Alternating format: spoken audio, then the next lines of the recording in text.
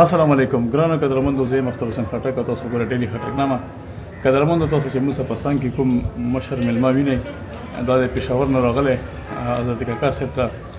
نن د حضرت کاکا صاحب عرس د هغې موقع کې دا راغلی دی. ظفرخان ظفر صاحب نامې ګرامي شخصیت دی او د دې ډېرې ښایسته ښایسته حکوګانې دي.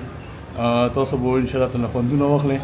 نو هغه به تاسو ته یو څو حکوګانې دي بیان کړي. زما خو دا مشهور شعر دی چې دلته د روزګار نه پس واده کېږي او دومره انتظار زمانه نه کېږي او دومره انتظار پوره 8 کاله نو دومره وخت کې څومره ډېر واړه کېږي او د کم سړي د لاسه چې زما دا واده نه کېږي نو هغه چې دی زما ګورې سکه د مور میړه کېږي.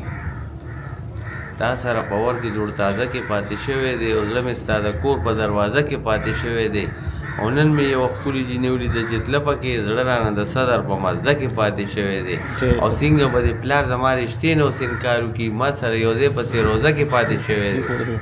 پیدن ګوته یې رانه بیا واخیسته، جانان زما ډېره حیا واخیسته او هغه ګوته یې رقیب له یوړه هغه د سور بجي پې غوا واخیسته. ما ویل راشه څه ناڅه واخله، ما نه زما د مینې زړه واخله. نو هغې ویل زړه دې زه په توپ ولم، ما یو څو بورې وړه واخله.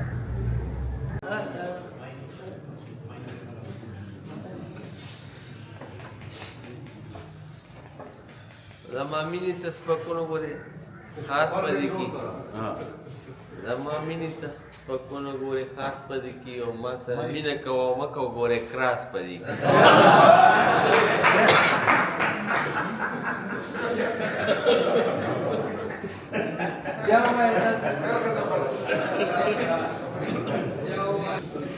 زما خو مشهور شعر دغه دی چې دا زړه مې غواړي چې له تا سره واده وکړمه خو زما ښځه خفه کېږي نو زه څه وکړمه.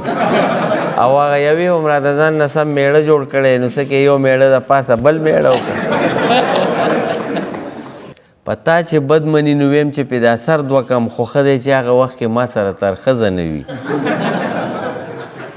په تا چې بد بني نو ویم چې پې دا سر دوه کم خو ښه دی چې هغه وخت کې ما سره تر ښځه نه وي او ته چې راځې په هغه ورځ زموږ کور ته راشه په کومه ورځ باندې چې کور کې زما ښځه نه وي.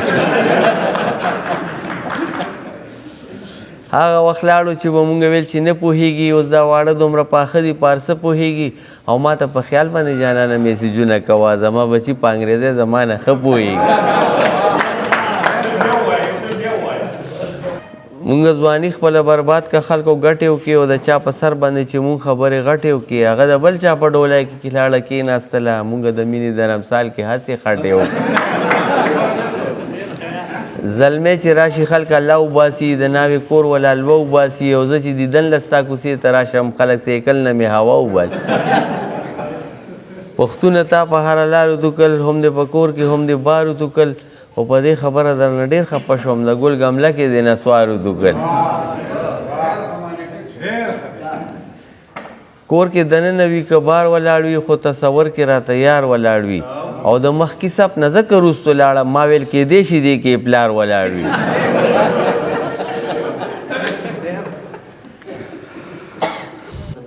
چې مفت خورې چېرته مزه خو نه ده او زما زړګې سدو پیازه خو نه ده او چې راکوې نوړی وړه راکوه زما دا خوله څه دروازه خو نه. ها غلطې په غلا کې جانماز وړلو د کور مالک ورته ویل مونځ پې کوم نو هغه ویل زه ته هندو ښکارم څه.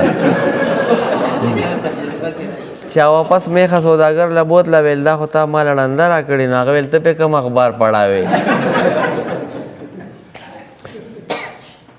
شاعر چې کله په جذبه کې راشي نو خپل جانان ته ټول جهان لوګېږي ته به وایې دا جوړېده د پلار دی. چې پاتم کې اته ځله فیل شوم نو مور ویلې نور سکول مه وایه هسې نه دماغ دې کار پرې نه دي. ملنګ ویل خیر راکړه روپۍ مې ورکړه نو هغه ویل زه به درله 10 درکړم خو لږه دا خوله داسې کوپی کوپی که. یوسف په منډه شیربانو له رالو ویلې تالې مې یوسۍ وویشته نو هغې ویل غر شي زمونږ خره دې مړه که.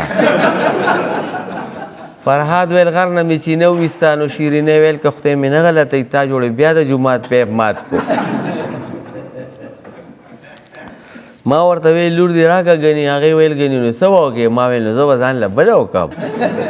یو لوړ سړي ته کور نه ښځې ویل سنډانه کوشه ټول کورونه ښکاري هغې ویل خورې زه پیدل روان یم. نن یوه ښځه یو استاد له لاړه ویل که چا ونه کړم نو څه به کوم هغه ویل زه خو چېرته تلی نه یم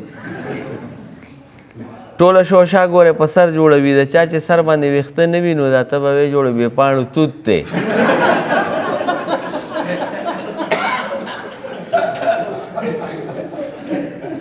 د ډېرو شپو نه چې تنګ شو کوربه مېلمه ته یې ویل بچي دې نه یادېږي ویلې سبا له به هغې م راولم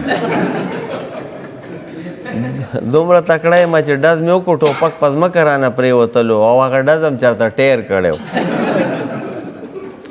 ما ویل برګر ویلې په 20 روپۍ دی او دا چټني ورسره هسې ورکوم ما ویل همدې نه یو پلیټ راډک